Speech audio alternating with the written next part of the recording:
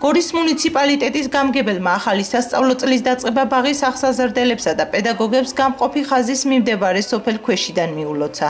სოფელში 24 წლიანი ლოდინის შემდეგ ბაგა ბაღი გაიხსნა.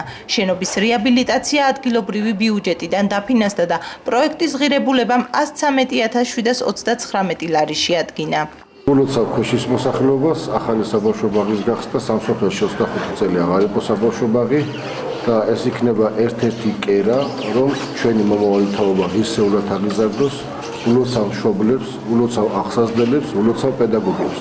და მე დარწმუნებული ვარ, რომ ადამიანის ფორმირება და ჩამოყალიბება ხდება ადრეული ასაკიდანვე და ეს საბავშვო ბაღი ძალიან დიდ წვლილს შეიტანს ამ სოფლის მომავალი თაობის სწორად აღზრდაში.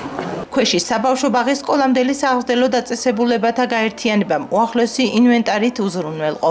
ახალ ბაღში 70 ბავშვი მიიღებს განათლებას. სოფელ ქვეშის მოსახლეობას ამ ლამაზი ბაგა ბაღის გახსნას აღნიშნავ ჩვენს ბაღში.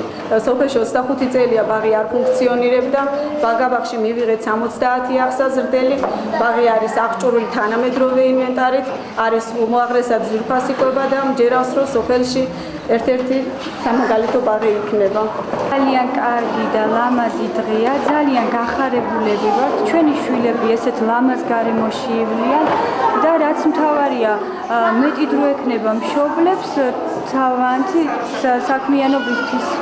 ძალიან დიდი მადლობელი ვართ დღევანდელი 15 სექტემბერს სასწავლო სააღმზრდელო პროცესი გორის მუნიციპალიტეტის 37 ბაგა ბაღში განახლა, რომელიც 2144 ახსაზრდელს მოემსახურება.